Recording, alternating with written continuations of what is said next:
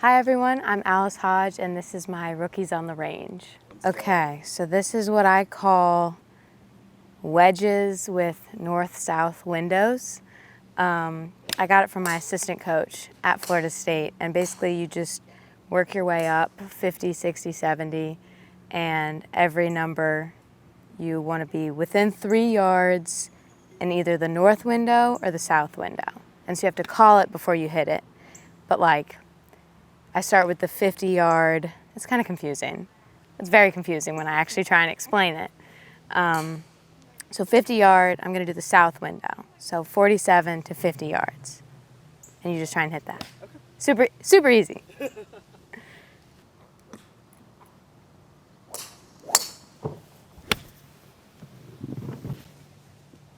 So because it's the 3-yard windows, it's like hitting your wedges to 10 feet, which is ideal if you have a 10-footer after every wedge. Like, it's kind of money. Yeah.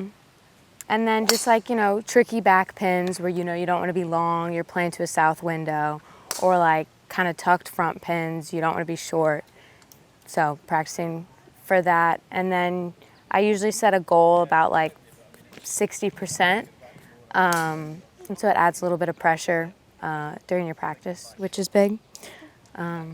And yeah, I don't know the target audience for this, so I don't know if I needed to disclose that. Yeah. Yeah, you also need a TrackMan or some sort of launch monitor. So kind of an expensive drill.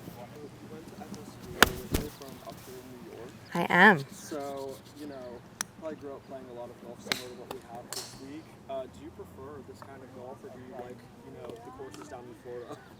I definitely like the northeast golf, the bent grass, ryegrass, thick rough over the grain of Florida. So it's good to be back in the area. I actually grew up closer to the event last week. But yeah, I'm happy to be back in the Northeast. Wish it was a little cooler. I grew up in Westchester, so there was like crazy courses around there. A lot of iconic courses. So what's your favorite one you've played in New York? Oh, that's a tough one.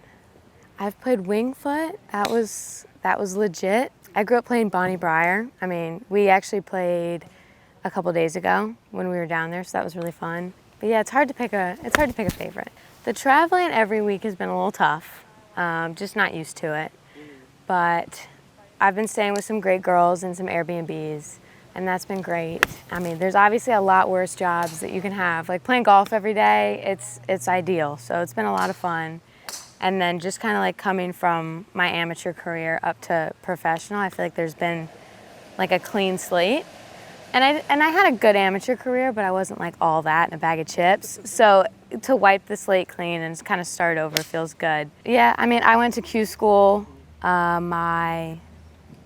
I guess the August after I graduated. Just had one more amateur golf summer and then went to Q school, and it went pretty well, so here we are. Yeah, so it was good. So what was your favorite memory from amateur golf? We had a regional, like a NCAA regional in Tallahassee at Florida State, and I shot 65, which was like the competitive course record. And so everyone was there, family, friends, so that was super special. Yeah, that was probably my favorite like FSU memory. And then I played in the Western one year, and like got pretty far into match play, and my dad was on the bag, so that was special. And it was just a really cool event, like over in Chicago area. So yeah, I mean, amateur golf it was a lot of fun. Yeah. I mean, ideally not having to go back to Q school. I would love to get my card, but I guess just trying to figure out how much golf I can play, like how many tournaments in a row I can play and still have a good amount of energy, and just like figuring it out, honestly. That's kind of a vague answer, but finding your people out here, the girls you like to room with, what airports to fly into, when to drive, when to fly. There's just so many things that you don't even know you don't know as a rookie. So. Have you had any like travel nightmares this season at all? Travel nightmares. I missed the cut at this one tournament, and I was pissed. So all I wanted to do was like slam the trunk and drive home. And then of course my car won't start, and it's like 100 in my rental car. It's like 102 degrees in the parking lot, and I have to go find someone to jump my car. So that sucked. But other than that, the travel's been okay. Yeah, haven't been stranded anywhere for too long. So, yeah, but that was not ideal. It was a bad day. Bad day in the office. What event am I most excited for? I'm excited for the Alabama one. I've heard the food is awesome. And then my parents grew up in Alabama. My whole extended family's there. So they don't know a lot about golf, but they're gonna come out and watch. They've threatened to make signs, so I hope that doesn't happen. I hope that happens. And like fat heads, I don't know if you know what those are. I might withdraw if that's the case. But that'll be fun. That's like my least favorite question. Like, The icebreaker. yeah, when they go around the classroom and ask like your fun fact, I just start panicking. When? You have any ideas what my fun fact would be? Yeah, I mean you're a coffee geek. Yeah? You're obsessed with espresso.